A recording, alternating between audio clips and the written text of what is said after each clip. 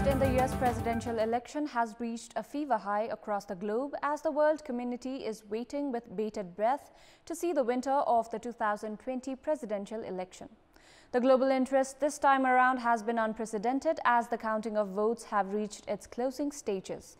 The election results are heavily favoring the Democratic challenger Biden as he closes in on the magical 270 electoral votes. Good morning, I'm Sarah Chitrakar and these are the top stories of the hour. Supreme Court rejects petition filed by the government to review its directive on cost-free test and treatment of COVID-19. Summons Health Minister in the contempt of court case. The disgruntled faction led by Dahal and Nepal fortify strategies against Prime Minister Oli. Mull options up to no confidence motion. Democrat Joe Biden moves closer to victory in the US presidential race. President Trump alleges fraud without providing evidence. And defending champions Mumbai Indians march into the finals of the Indian Premier League. De Kock, Kishan and Hardik have a run feast.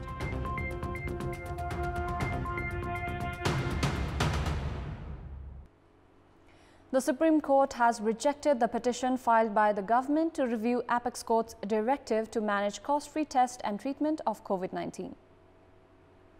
A full bench of Justices Hari Krishna Karki, Sapna Pradhan Malla and Purushottam Bhandari scrapped the petition filed by the Health Ministry yesterday. The ministry had filed a petition on 2nd of November at the Apex Court seeking review on the mandamus issued for the free test and treatment of coronavirus, saying that the government was not in a position to implement the directive.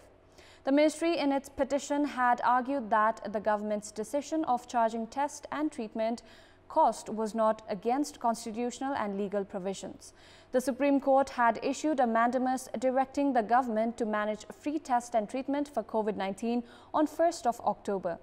The cabinet 4 days later decided to charge the patients from 3,500 to 15,000 rupees for a single day. However, the Health Ministry made the decision public on 18th of October, corresponding with all the hospitals to implement the decision. Meanwhile, a contempt of court writ was filed at the Apex Court on 1st of November, alleging the government for not abiding by Supreme Court verdict. A day after, that is on 2nd of November, the ministry filed a writ to review the order. With the scrapping of the writ, the government is now obliged to bear test and treatment costs for COVID-19. The Constitution and Public Health Act have provisions of free treatment for infectious diseases in basic health services. The two factions of the ruling Nepal Communist Party, who were in a wait-and-watch strategy, have intensified their campaigns against one another. While the faction led by Prime Minister KP Sharma Oli has openly challenged the disgruntled faction to come up with strategy against him like before, the camp led by Executive Chairman Pushpa Kamal Dahal is looking to resolve the dispute through the party mechanism. However, in the absence of party meeting, the Dahal faction has even reached a mindset to remove Premier Oli through a no-confidence motion in the parliament. Prime Minister Oli publicly clarified yesterday that he would not step down from the post of executive despite mounting pressure from the disgruntled faction to convene the Secretariat Committee meeting. Prime Minister Oli's remark came at a time when the Dahal-led faction is pursuing a strategy to oust him from the executive post. The disgruntled faction held discussions with legal experts yesterday afternoon after the possible steps of Premier Oli, while during the cabinet meeting early yesterday morning, Prime Minister Oli assured the ministers of thwarting the possible strategy of the opposition camp. During his meeting with Executive Chairman Dahal yesterday itself, Prime Minister Oli refused to convene the Secretariat meeting. Political analysts have interpreted these developments as a sign of a decisive political clash between the leadership. It has been understood that Prime Minister Oli is trying to convince senior leader Madhav Kumar Nepal and Vice Chairman Bamdev Gautam to corner Executive Chairman Dahal, who is, according to sources, preparing to register no-confidence motion against the Prime Minister in the Parliament with possible coalition with Nepali Congress and Janata Samajwadi Party. The coronavirus has continued its surge as a total of 3,051 new cases of COVID-19 were confirmed yesterday, taking the total case tally to 185,974.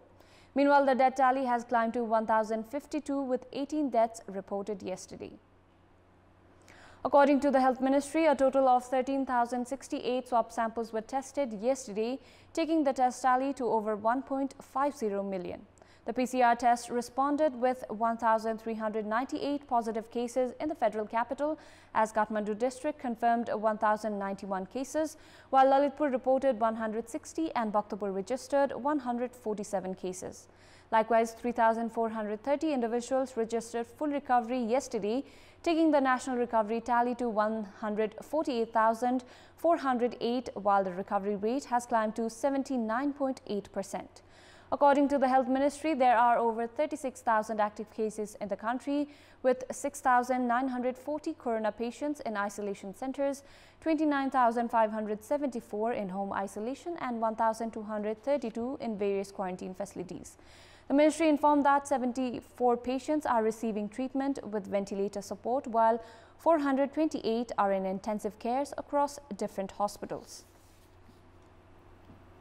The government had announced a provision of refinancing at 5% interest rate through the budget of current fiscal year to small and medium-scale enterprises along with agriculture and tourism entrepreneurs hit hard by the coronavirus pandemic.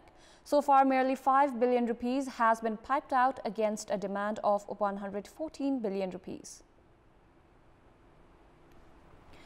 The government had announced a refinancing fund of 100 billion rupees aiming to provide a loan at cheap interest rates for the corona-affected enterprises. Based on the announcement, Nepal Rashtra Bank drafted a new guideline for refinancing 3 months ago, provisioning loan at 5% interest rate as entrepreneurs reeling under severe financial crisis applied for the refinancing. Despite the demand of 114 billion rupees for refinancing, only 5 billion rupees has been provided to the applicants so far. However, the government too has not deposited 100 billion rupees against its earlier pledge. A total of 42.5 billion rupees has been deposited in the fund so far, while banks and financial institutions have demanded over 72 billion rupees to make available for the entrepreneurs. As per the guidelines, those who need more than 50 million rupees loan should apply to the central bank. Entrepreneurs have applied for more than 41 billion rupees refinancing at Nepal Rashtra Bank, which has authority to refinance 5 times more than the amount deposited in the fund.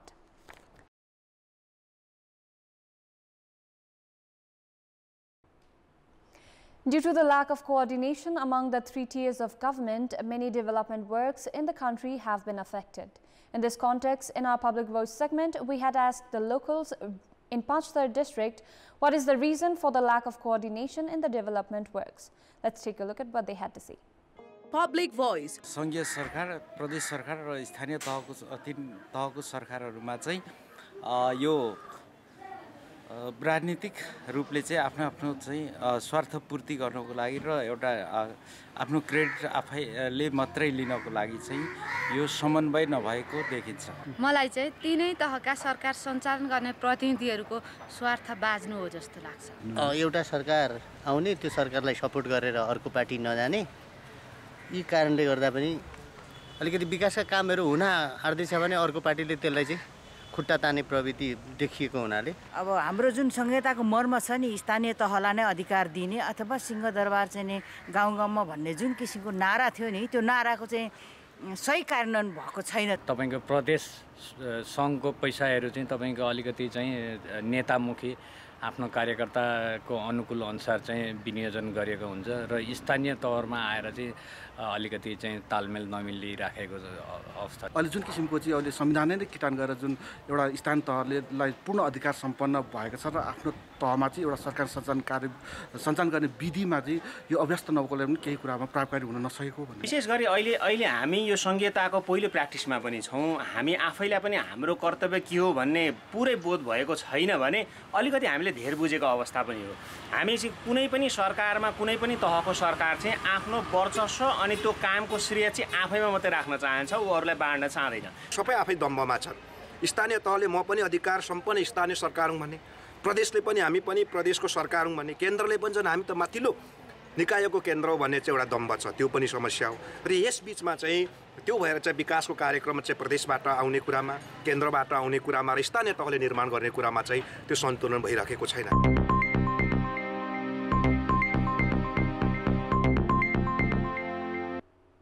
It's time now for our segment Public Pulse, where you text us with your opinion. Public Pulse. Here's the question: why have entrepreneurs reeling under the pandemic denied refinancing provision? Your options are A. Complicated procedure, B. Slack mechanism, and C. Lack of resources. The voting is on. Type NEWS, select your option A, B or C and send it to 34001 to share your opinion with us. And before wrapping up, here's a look at the top stories once again. Supreme Court rejects petition filed by the government to review its directive on cost-free test and treatment of COVID-19. Summons Health Minister in the contempt of court case. The disgruntled faction led by Dahal and Nepal fortify strategies against Prime Minister Oli. Mull options up to no confidence motion. Democrat Joe Biden moves closer to victory in the US presidential race. President Trump alleges fraud without providing evidence.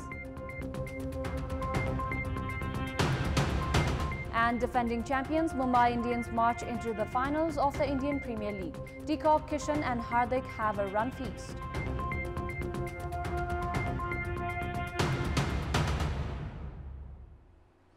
And those were our latest headlines. Thank you for watching. Have a good day.